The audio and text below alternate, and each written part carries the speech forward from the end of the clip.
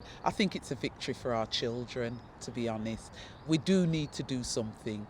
The obesity crisis it's becoming an epidemic. We have 1 in 4 children that are actually leaving primary school obese. Many say the government have been generous in giving the drinks industry another 2 years to prepare for the changes. Would you say the wait is too long, perhaps? I do believe the wait is too long. I believe if they were really being serious, one, they would have done it as of April this year, and two, they would have probably even gone a little bit further and put it into legislation. I believe doing it this way is really quite piecemeal, but I'm still saying a little is better than nothing at all. Do you think that this levy, and by introducing the tax, do you think it's the most effective way to control consumption? I'm not saying it's the most effective way, but at the moment, this is the only thing the government has come forward with.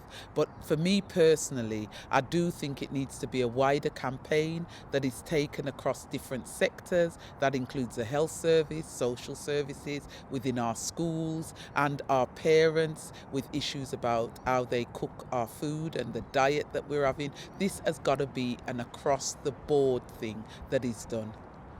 So now this decision has been made, do you think it's going to affect the poorer people within society the most? I do, yes. I do feel it will affect the poorer people in our society because they tend to go for quick fixes, and that is perhaps sometimes a bag of fish and chips and a sweet drink, and that fills up quite quickly, but it also fills up with the wrong calories, and this is where sometimes you get the young people going to the chippies at lunchtime and after school they are having far too many sugary drinks.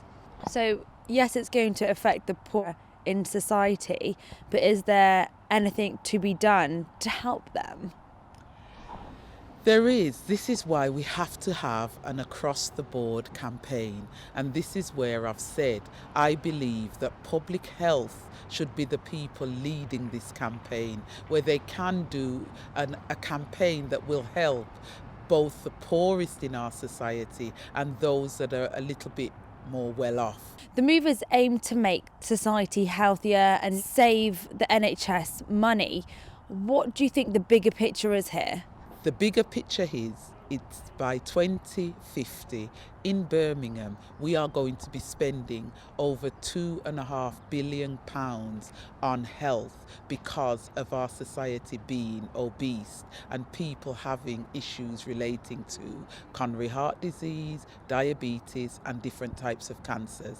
If we don't stem that flow now, we are headed for a disaster